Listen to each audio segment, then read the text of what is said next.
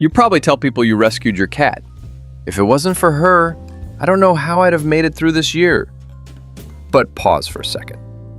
In the last 12 months, who pulled whom out of the dark more often? You rescuing her, or her quietly rescuing you? Think about the nights that really broke you. You come home wiped out, your chest is tight, your brain won't shut up, your thumb is scrolling your phone just to not feel for a minute. You drop onto the couch, stare at nothing. You don't have the energy to talk, to smile, to explain to anyone what's going on. And when every other adult in your life is busy, tired, or let's talk later, there's one small creature who walks in without asking permission. She doesn't say, well, have you tried journaling? She doesn't ask, what's your 5-year plan? She just jumps up next to you, curls against your chest, and puts her warm little body right on top of that cold, heavy spot inside you. 10 minutes later, your breathing is slower. 15 minutes later, the room doesn't feel quite so hostile. So here's the uncomfortable question this whole video is built around. If your cat helps heal your stress almost every single day, who is helping heal her heart? Let that sit for a moment. And while it does, let's talk about what is actually happening between you and your cat. Emotionally, neurologically, psychologically.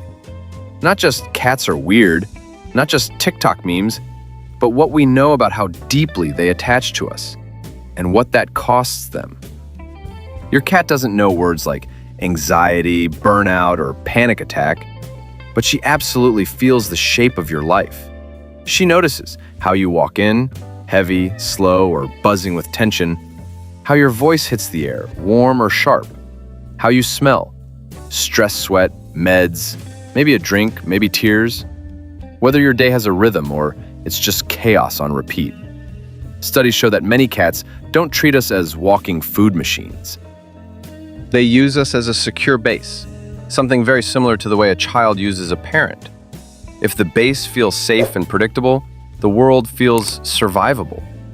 When you're doing okay, your cat can just be a cat, nap in the sun, explore, play, chill. When you're constantly on edge, yelling more, sleeping less, disappearing into your screen, your cat usually reacts in one of two ways. She sticks to you like glue, follows you room to room, meows more, gets needy.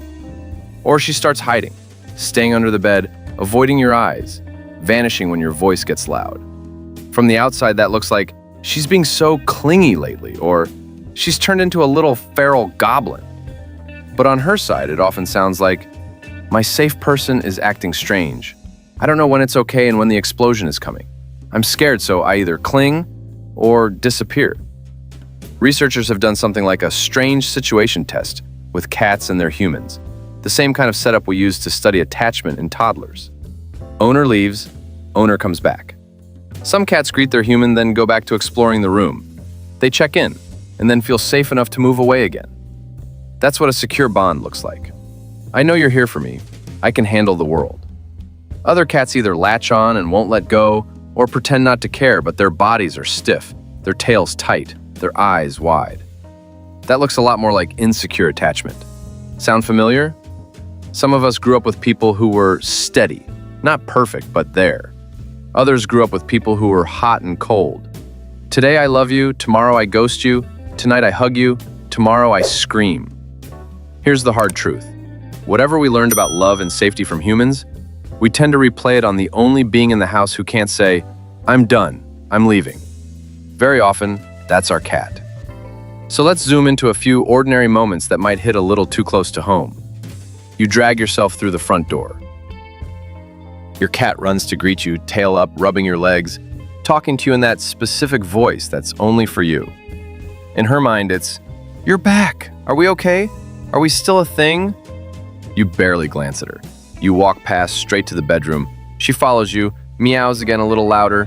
You mutter, not now. Fall onto the bed, phone in your face, world shut out. Out here it looks innocent.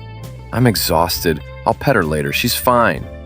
Inside her experience, it's more like, my person came back different.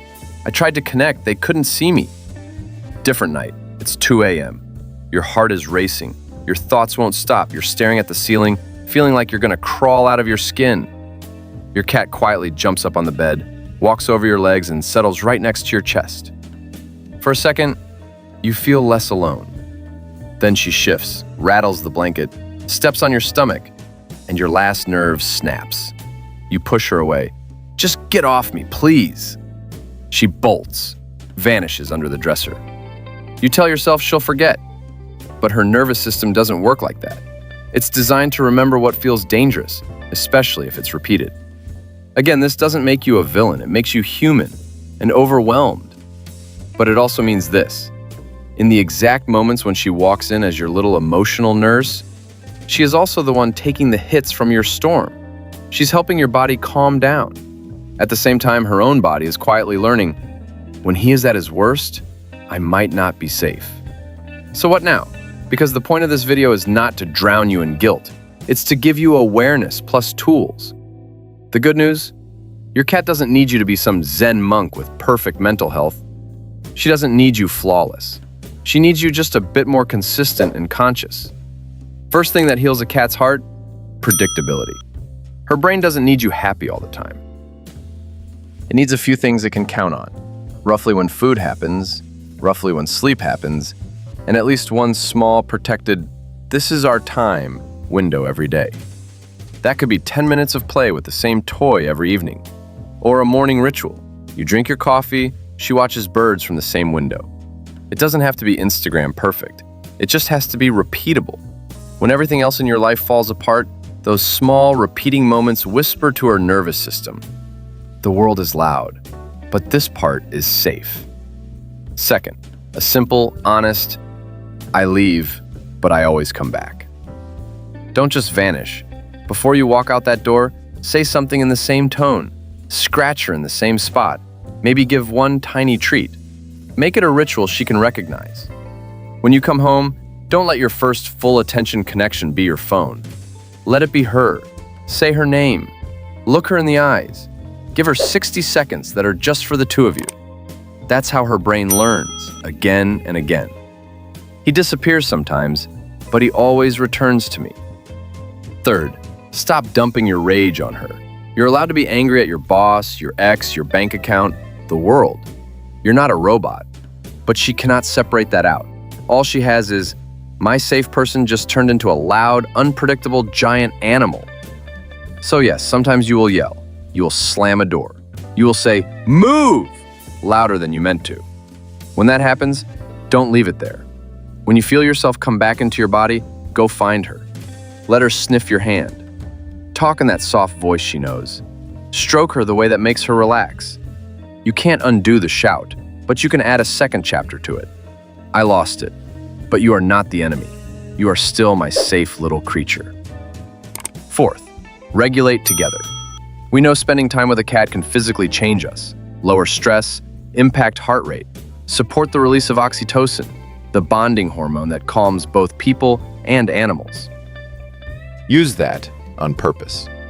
When you touch her, slow your breathing on purpose. Let your shoulders drop. Feel the texture of her fur under your fingers. Hear the rhythm of her purr with your chest, not just your ears. In those moments, you're not just using her as free emotional labor. You're becoming the calm, grounded body her nervous system can sync to. Those tiny shared calm moments, 5 minutes here, 3 minutes there, are like making deposits in a joint safety savings account. On the days when your mental health dips again, there's more in that account for both of you to draw from. Right now, you might feel two things at the same time. Gratitude. Honestly, she has carried me through things I never told anyone about. And a little sting. I've never really thought about how much my storms have cost her. That's okay. This isn't about shaming you for the past. It's about giving you power over what happens next. So here's a simple experiment. Next time you crash on the bed and she jumps up, presses herself against you, and you feel that wave of relief. Thank God I have her. I don't know how I'd cope without her. Add one more quiet sentence in your mind. And thank God she has me. And I'm finally learning not to turn my chaos into punishment for her little heart. Because yes, your cat really does help heal your stress. Every day. Silently. Faithfully. Without sending you a bill. But the answer to who heals your cat's heart is not out there in a study or a quote on Instagram. It's in the way you walk through the door. It's in the tone you use when you're tired. It's in whether you reconnect with her before you reconnect with your notifications. That's not a burden.